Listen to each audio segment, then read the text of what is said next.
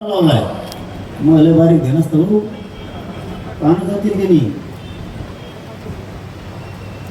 शेतकऱ्याची संपूर्ण कर्जमुक्ती होणं गरजेचं आहे. एक त्याबरोबर शेतकऱ्यांना त्यांच्या मालाला दुप्पट भाव द्या. तुमच्या कर्जाची गरजच नाही शेतकऱ्याला, पुन्हा कर्ज पण नको आणि तुम्हाला कर्जमाफी करायची गरज नाही. एकदा फक्त त्याला या दारिद्र्यातून बाहेर काढा. तीही लढाई पुढच्या काळात सुरूच राहणार. मी जास्त न बोलता मला असं वाटतं तुम्ही एकदा खरंच पुन्हा पुन्हा त्या शब्दावरती येतोय मी. एकदा जर ते म्हणतच असते तर विश्वास ठेवा ते पुढे जाणार नाहीत. नाही केलं तर बघून घेऊ ना पुन्हा काय करायचं.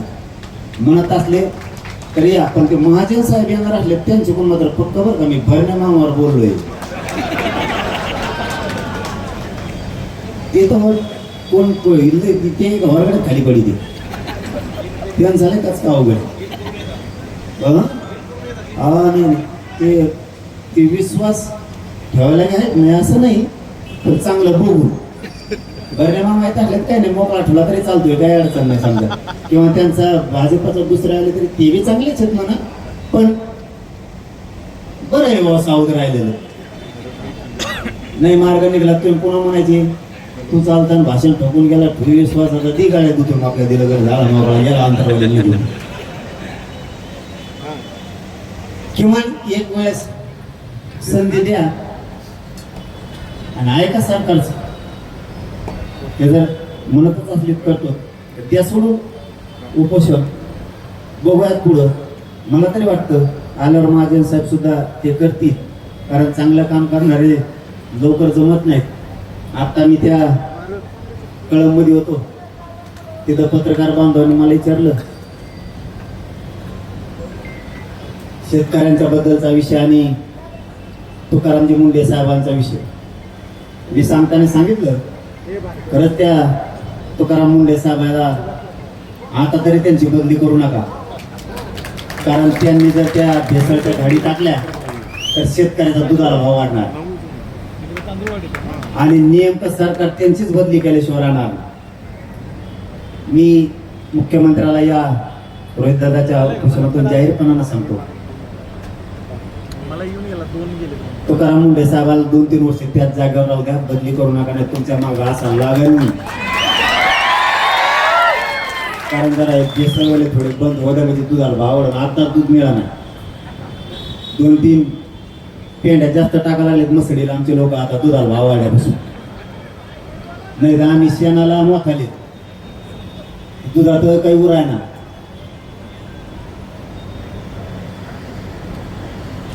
माझं या रोहित दादाच्या उपोषणाच्या बद्दलचं पुन्हा जाताना एक मत आहे, सरकार पॉझिटिव्ह असेल तर विश्वास ठेवा, एकदा संधी द्या. महाजन साहेब आल्यावर त्यांच्यावर विश्वास ठेवा. नाही केलं तर नंतर बघू असं एक प्रामाणिक मत माझं मी सांगितलंय. कारण हा मला विश्वास बसायचं कारण पुन्हा एकदा सांगतो आमचे न निघणारे ज्या काढल्यामुळं मला थोडा विश्वास आला. याचा अर्थ मी त्यांचा बी नाही तुमचा बी नाही, दोघांच्या मध्ये म्हणजे दोघं कोपरा आम्हाला हाणले ना, दोघं कोपरा आम्हाला हाणतो, विरोधी पक्ष आम्हाला हाणतो आणि सत्ताधारी आम्हालाच कोपरे हाणतो. आंदोलन करणार सगळ्याच आंदोलन करणार म्हणतो बरं का मी, एकाच नाही सगळ्यात. मग ते धनगराचा असू द्या, ते मराठ्याचा असू द्या, ते मायक्रो ओबीसीचा असू द्या, दोन्ही आम्हाला चिंगरी ती गरीबाला. पण तुम्ही हे काम हातात घेतलेलं आम्हाला चांगलं पटलं. खरं ते सांगतो मी, परिस्थिती कोणाचीच करत नाही. आपला स्वभाव स्वभाव तुम्ही शेतकऱ्यासाठी लढायला लागला, तुमच्याबद्दलचा मेसेज राज्यात चांगला चांगला. ते आमच्या जवळ गरीब बोलायला आम्हाला माहिती गरीब तुमच्याकडे पोहोचत नाही, तुमच्याकडे टप्पू लोक पोहोचत. मग ते गरीब आम्हाला सांगत येतो लय भारी काम घेतलं राव हातात, माझे पोरग लग्न काय ना. तुम्हाला पोरग म्हणा पण त्या शब्दात माया आहे गरीबा, ते चाललंय गरीबात.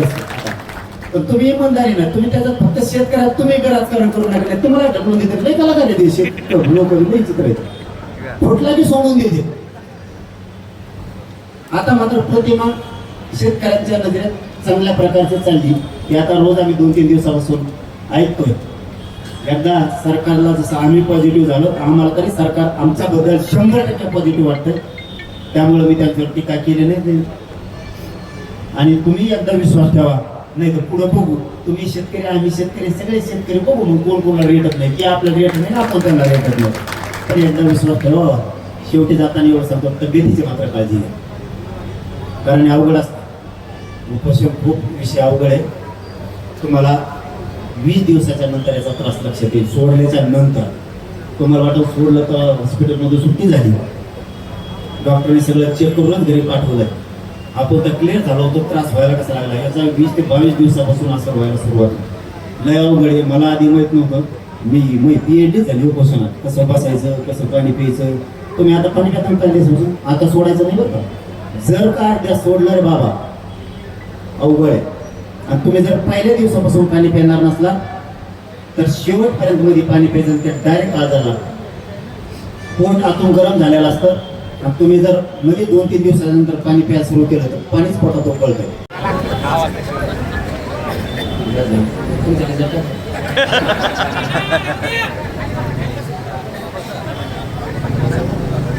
या देशातल्या या राज्यातल्या बळीराजासाठी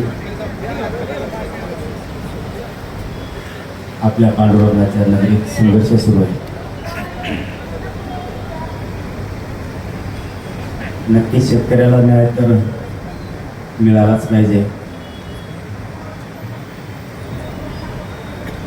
न्याय मिळण्यासाठी सगळा शेतकरी राज्यातला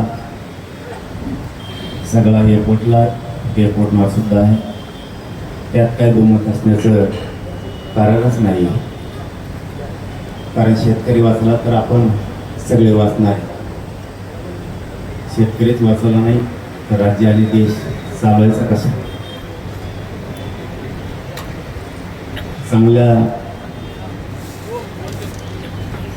प्रतिसाद सुद्धा चांगला आंदोलनाला प्रचंड आहे. फक्त थोडा घोळ आहे.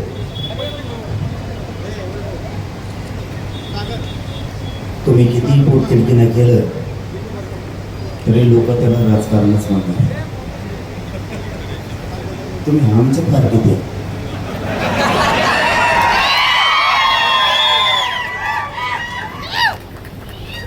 आमचं पार्टीत लय मसाला. तुम्ही पुढं कसा उठणार नाही, तुम्ही काही मागा टेन्शन नाही. तुमच्या पार्टीत अवघड हे प्रश्न सोडून आमच्या पार्टीत आलं ना, अशी गर्दी अशा मागण्या कोणकडे धडा सुरू असतं सगळं. तुमच्या पोटतिडकीला किती किंमत दिली जाईल माहीत नाही. किती राजकीय म्हणला तरी मान्य किती जणांनी करायचं याच्यापर्यंत सुद्धा विषय. पण आपण शेतकऱ्यासाठी बसलोत. माझं तरी मत आहे आपण या आंदोलनात तरी त्यांना शेतकऱ्याची लढाई म्हणून सगळ्यांनी बघावं. आपण का त्यांच्या राजकारणासाठी किंवा कोणाच्या याच्यासाठी आलेलो नाही आहेत. ते शेतकऱ्यासाठी लढायला लागलेत. आपण सुद्धा सगळे शेतकरी म्हणून साथ द्यायला हरकत नसावी. आता मैदाशी पंचायत होणार आहे. आता मी इथून गेलो म्हणते मी पवाराचा माणूस. परदेशी रातभर मी देवेंद्रपूरचा माणूस होतो. आता तिथून सुटवणार तुमच्या घरात दुखणारे नाही. महिले भरपट चालू आहे. मी ज्याला भेटायला जाईल त्याचाच माणूस आहे म्हणते. पण माझी प्रामाणिक भूमिका असते. जिथं जिथं समाजावरती अन्याय होईल त्या त्या ठिकाणी आम्ही सगळेजण धावून जातो. त्याच्यात मात्र कसलीही काटकसर आम्ही कधीच करत नाही आणि कधी करणार सुद्धा नाही. बच्चू भाऊ बसले होते त्यावेळेस आम्ही सगळे गेलो होतो. ते मग भाजपचे होते तरी आम्ही गेलो. कुणी कुठल्याही पक्षाचा असो, शेतकऱ्यांच्यासाठी कोणी मैदानात असत तर आम्ही सगळेजण कायम सोबतीला आहे. उद्या जर वाटत असलं कुणाला की मी यांच्याकडे भेटीला आलोय म्हणजे यांचा माणूस, उद्या भाजपचे सुद्धा लोक बसवं पोषणला बघा मी येतो मी सगळ्यात आधी. फक्त ते नाव ठेवू नये, ते त्यांच्या भूमिकेवर आहेत, आम्ही आमच्या भूमिकेवरती ठाम आहेत. भूमिका शेतकऱ्याची आपण सगळ्यांनी बोल दिलं पाहिजे. त्यांनी मला एक आता जी आर दाखवलं, त्याच्यात त्यांनी सांगितलं शब्दाचा खेळ कसा असतो. भाऊ 3 वर्ष झालं मी तेच बघून बघून बेजार झालं. कोंकड कानन कोंकड मात्र आणते काळाला मिळाल्या मग आवपासून कुरकुर फेस पाडीला ते. तुम्हाला तर त्याच्यात लवकर कळलंच पाहिजे कोंकड काय हो केलं काय नाही ते. आईला पण मग एक प्रश्न आहे राव, तुम्हाला पुसून बसायची वेळच नाही आला पाहिजे. मोदी साहेब पवार साहेब तांब्या भरून पाणी देते.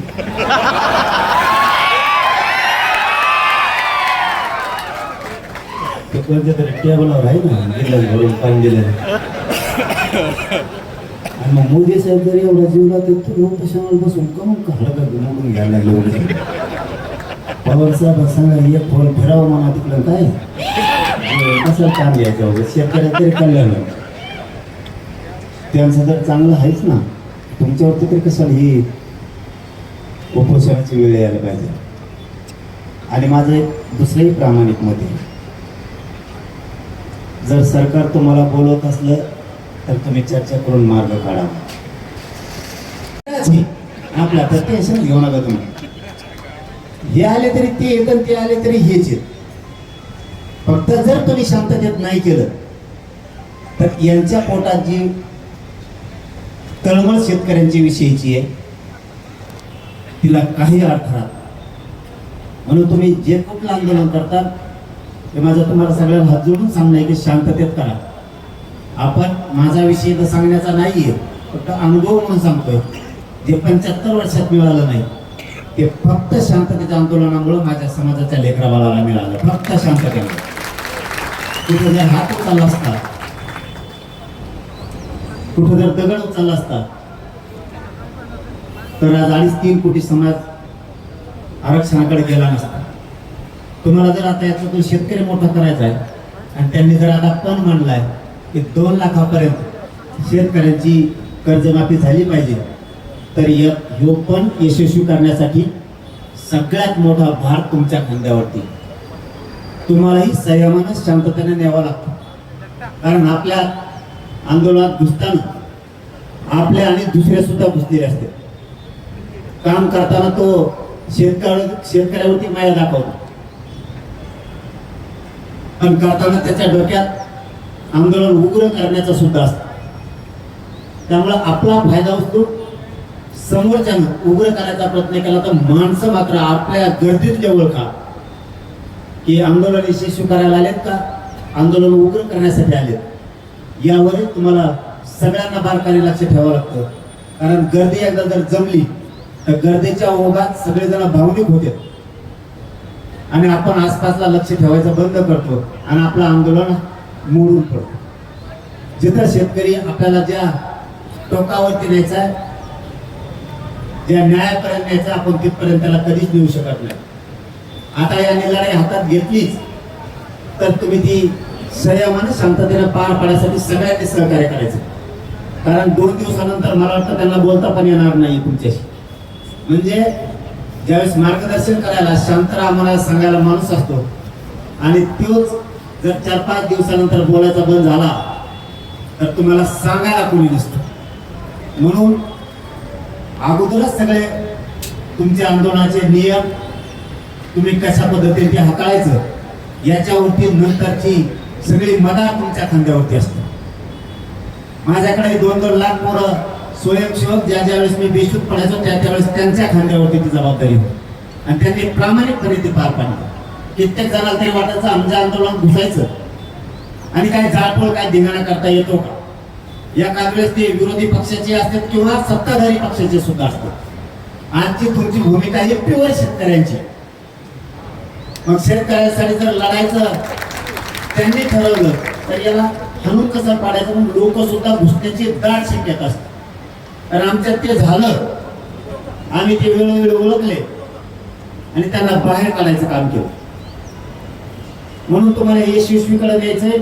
परंतु माझा सल्लाच आहे, रोहित दादाला की जर भरणे मामा म्हणतातच आणि ते महाजन साहेब जर म्हणतातच एकदा विश्वास ठेवा. कुठे दिवस हातातून गेलेत तर एकदा ठेवा विश्वास. कारण मला बी अलीकडच्या काळात जर विश्वास यायला लागला म्हणून तुम्हाला म्हणायला लागलं नाही माझ्यासारखं तुम्ही फसायचं. तुमच्या डोक्याने चालू द्या. कारण इतकं राजकारणाचं डोकं मला नाहीये. मला फक्त पाडायचं माहिती. इतकं माहित नाही तुम्हाला ते गणित जुळणं, तुम्हाला गोळा बेरीज करणं, या सगळ्या गोष्टी येतात. इतक्या ज्ञानापर्यंत आम्ही आणखी गेलो नाही. परंतु आंदोलनातलं जेवढं मला काय माहिती आहे तेवढं सांगतो. हे मला तरी वाटतं ते जर पॉझिटिव्ह आहे तर तुम्ही पॉझिटिव्ह एकदा त्यांना दाखवावं. नाही केल्यावर बघू ना. तेला कुठं जायचं नाही, तुम्हाला कुठं जायचं नाही, शेतकरी कुठं जाणार नाही. ही तर माझे 2 लाखाच्या पलीकडची मागणी. शेतकऱ्याला संपूर्ण कर्जमुक्ती करा तुम्ही. हे ठेवूच नका. दरवर्षी 2 लाख करणार, 1.5 लाख करणार, 3 लाख करणार, त्यापेक्षा एकदाच ती माहिती चालू का साऊंड कानात बोट घालून झोपूस तर उठून बस ना. आवाज येईल ना ते कान जातील. कानात बोट घालून जाऊ हो ना पण ते कान जातील ना. विधान भवनातली लढाई केली, सर्वोच्च सभागृहातली लढाई केली, विधान परिषदेची लढाई केली, तरी तुम्ही जिंकू शकता. कारण लढायला लोक कमी आहेत. मला सांगण्याचा अर्थ हे होईल तुमच्याकडे मोठं व्यासपीठ लढायला एकदा जरी शरीर गेलं ना. काल मला वाटतं राजेंद्र मामा रडले. एकदा शरीर गेला उपोषणात की गेल. पुन्हा डॉक्टर काही करीत नाही आणि डॉक्टरला वेळ लागत नाही. ते तिसरं कागदावर लिहून आणतो. वेळ सुद्धा लागत नाही. माझी एका डॉक्टरकडे महा शुगर कमी, एकाकडे जास्त. अशा डॉक्टर मग डॉक्टरने फजित तुमची केली नाही वाटतं. आमच्या डॉक्टरांनी तुमची फजिती केली नाही वाटतं. आमच्या आता सुरू होईल. महिला केली तोंड वाचे लगेच हात वर कर, हात वर कर, मान खाली कर, टंगड्याचं वर कर, तपासून. हे एकदा जर करायला लागलं ना इतकं भयान काम होतं. मग ते अशा सोया टोचे ते इतकं लांब लांब जाणाऱ्याच्या सोया आणल्या आणते. तुमच्यासाठी चांगल्या असत्या समजा तुम्ही आता याच्यात तुम्ही आम्हाला खटके नाही फुटके नाही काच कोण टोची दे. तुम्हाला मागा पुढं बघून असं ना अगोदर तुमच्या बोटावरचं रक्त काढायचं म्हणलं अगोदर बोलशी ते कापसान चोळीत असतील. आम्हाला कापकून धरते लगेच खापका आणतो दुसरा कामाला मागचा आणल्यावर. मग तुम्हाला एवढा त्रास नाही व्हायचा. ती बेजारी आमची. म्हणून तुम्हाला म्हणलं तुम्हाला जर शेतकऱ्याला न्याय द्यायचा असला, या राज्यातल्या जनतेला न्याय द्यायचा असला तर फक्त एकदा आमच्या 2 वर्ष आमच्या पार्टी द्या. किती काय न्याय आणि पब्लिक किती पण. आता इथं तुमच्या तळमळीला मला नाही वाटत किती शिरीज घेतील. तुम्ही किती तळमळ केली तरी त्याला राजकीयच म्हणणार आहेत. मला एक वाटणार आहे आता इथून गेलं बघा कसा राबका चालू होतो या सगळा. ते सुरू होणार. मी इथून गेलो की आम्हाला माहित होतं पहिल्यापासून ते पवाराचाची. त्यांनी माझ्या पाठीमागच्या उपोषणाच्या टायमाला सुरुवातच उद्धव ठाकरे साहेबापासून केली. उद्धव ठाकरे साहेबाचं माणूस सगळं शोधलं. त्यांच्यावर सगळ्या यंत्रणा आहे. सगळं शोधलं, काही सापडलं नाही. नाही म्हणले ह्यो पवाराचा आहे. तुमच्याकडून तपासण्यात होकलं. पुढं शोधलं पवाराचा नाही म्हणले एकनाथ शिंदेचा आहे. एकनाथ शिंदेकडे काही सापडलं नाही म्हणजे मला वाटतं बहुतेक भरची पुढचे तिकडं काही सापडलं नाही. आता ह्या 2 महिन्यात मध्ये देवेंद्र फडणवीसचा माणूस इतकी विचित्र आहे ती. यांनी मला 2 यासाठी बसवलं. ते पैसे कुठून येते, डिझेल कुठून टाकतो. अरे मराठी काय एवढी कमजोर आहे का काय? त्यांच्या गाड्याने ते डिझेल टाकली. मी फुकट बसवतो त्याच्यात. माझ्याजवळ काय घंटा द्यायला घ्यायला माझं पैसे नाही, गाडी नाही. कोणाची आली की टॅकलाच तिच्यात. आपल्याकडं काहीच नाही. शोधून यासाठी जर डिझेल वायाला गेलं काहीच सापडलं. माझ्या कंपन्यात बंद पडायला ते म्हणले याला जेला तर टाकू मला टाक. माझ्या 50 कंपन्यात म्हणून बंद पडणार. मी जेलात बसून काही. परंतु आताची परिस्थिती अशी आहे. आता सरकार मात्र आम्हाला पॉझिटिव्ह. त्यामुळे आम्ही त्यांना चांगलं बोलतो. नाही तुम्ही म्हणताना आला इथं सरकारला पॉझिटिव्ह म्हणतो, याचा अर्थ आमचं हे सोडून द्यायचं मागं दिसतो.